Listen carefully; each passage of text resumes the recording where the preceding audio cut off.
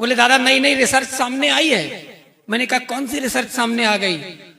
बोले पत्नी से लगातार आधे घंटे अगर आप बात करते हैं तो आपका 90% सरदर्द खत्म हो जाता है और 99.9% तनाव खत्म हो जाता है और आपकी फ्रेशनेस 110% बढ़ जाती है। बोले शर्त एक है, पत्नी अपनी नहीं होनी चाहिए। मैंने कहा अब पीछे बहू बैठी थी, हम इनकी बैठक में ही बैठे ये बातचीत कर रहे थे। अब हमारे उठ के आने के बाद इनका क्या हुआ अब ये खुद बता सकते हैं, हम नहीं बता सकते। अच्छा, अभी मैंने इनसे ये भी पूछा, एक बार और ऐसी बात हो गई।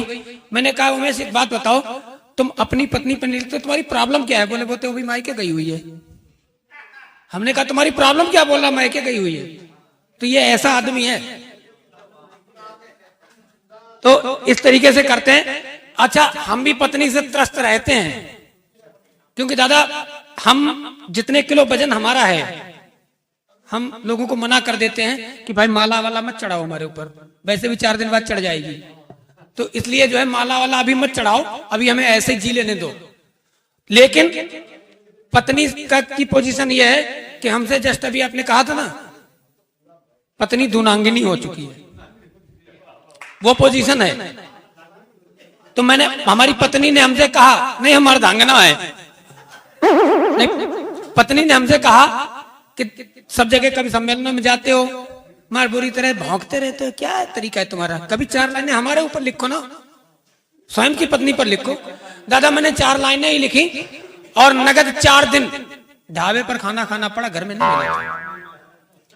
लाइनें क्या थी कि मैंने लिखा कि गज जैसी काया हुई, पत्नी भारी भरकम है, कि गज जैसी काया हुई जाने कैसी माया हुई, मुझको तो पूरा शैल खंड लगती हो तुम। गज जैसी काया हुई जाने कैसी माया हुई, मुझको तो पूरा शैल खंड लगती हो तुम। और जब जब सताती हो तो हाड़ से कपाती हो तुम, माघ पूस वाली वही ठंड लगती हो तुम। और क्रोध में भरी हो जब, क्रोध में भरी हो जब, रोष में जरी हो तब, गर्मी जेठ मास की प्रचंड लगती हो तुम। और सच कहूं प्राण प्रिय पाप कुछ मैंने किए, दिया जो विधाता ने वो दंड लगती हो तुम।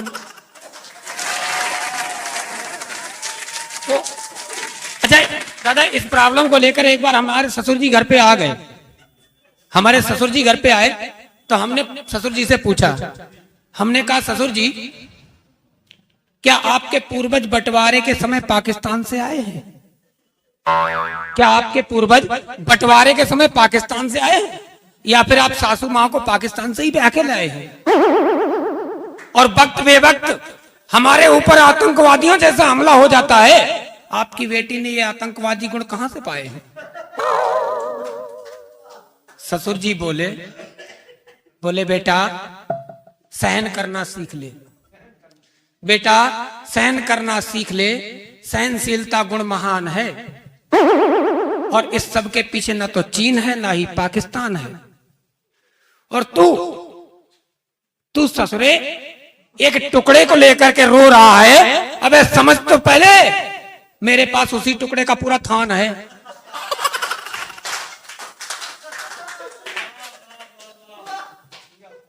तो अब ये स्थितियां हैं। ये पत्नी पर कविता नहीं लिखता, इसने एक बार पत्नी पर दादा कविता अपनी पत्नी पर लिख डाली।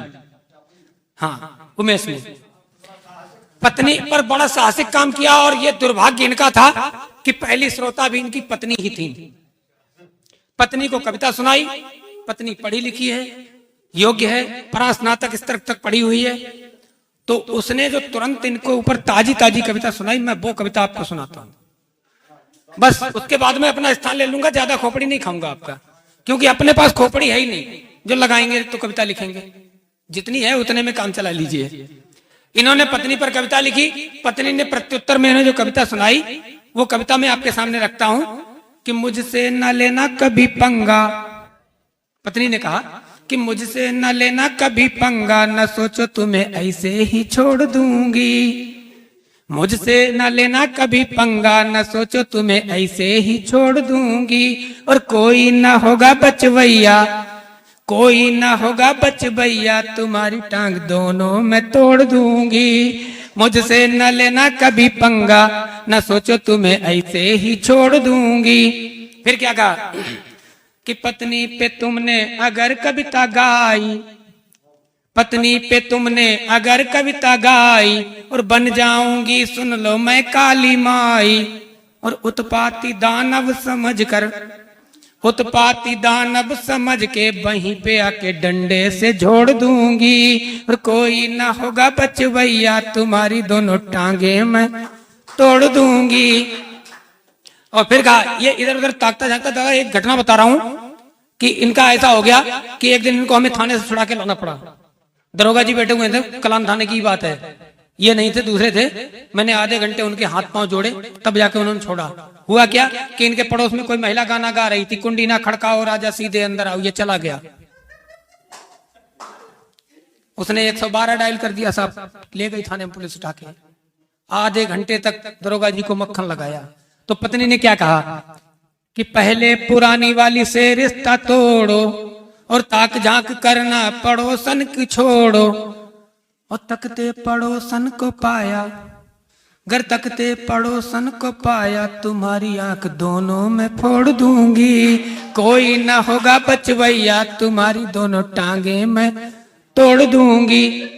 और लास्ट में क्या कहा, लास्ट में कहा कि अब उठ के फौरन रसोई में जाओ, और चाय और पकौड़े बना करके लाओ। वरना पकड़ कर मैं तुमको, वरना पकड़ कर मैं तुमको के नींबू जैसा ही निचोड़ दूंगी। कोई न होगा बचवैया, तुम्हारी दोनों टांगे में